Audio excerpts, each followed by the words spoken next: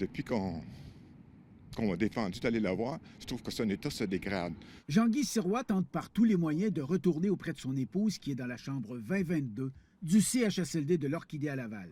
Quand je suis là, elle est toute contente, toute heureuse, elle est souriante. Elle sait que c'est moi, elle n'est pas confuse. Là. Mon épouse n'est pas confuse. Le couple se fréquente depuis 1981. Ils se sont mariés en 1987. Ils ont eu une belle vie jusqu'à ce que la maladie oblige Noël Amorin à venir habiter en CHSLD. Il manque de soins, il manque de personnel. Ils n'ont pas de préposés, ils n'ont pas le temps. Ils n'ont pas le temps d'aller faire boire les patients. Ils travaillent, ils n'arrêtent pas. M. Sirois a été infirmier durant une quarantaine d'années. J'ai tous les critères pour rentrer en dedans. J'ai passé mon COVID, il est négatif. J'attends juste... L'Orchidée blanche de Laval est un CHSLD conventionné, donc privé avec les conditions de travail du public. On refuse à M. Sirois d'y entrer alors qu'il dit avoir été accepté pour aller aider dans un CHSLD public.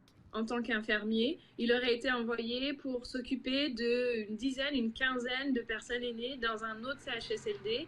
Et là, il n'est pas capable de rentrer dans le CHSLD où il y a sa conjointe. C'est le côté un peu absurde de la bureaucratie. J'ai l'impression que la bonne vieille habitude de traiter les familles comme des ennemis est en train de remonter en surface.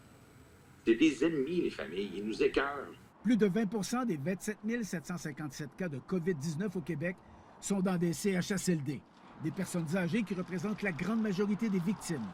Non, mais c'est la guerre. C'est quoi? C'est un camp d'extermination? Ça n'a pas de bon sens, là. Hey, réveillez-vous! C'est eux autres que vous devez d'abord avoir comme proches aidants, comme ils connaissent leurs proches mieux que n'importe qui d'autre.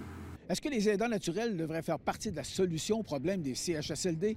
Jean-Guy Sirois pense que oui, surtout ici à l'Orchidée blanche, où aucun résident n'a été atteint de la COVID-19. 3 employés ont été infectés depuis le début de la crise. Denis Thériault, TVA Nouvelles, Laval.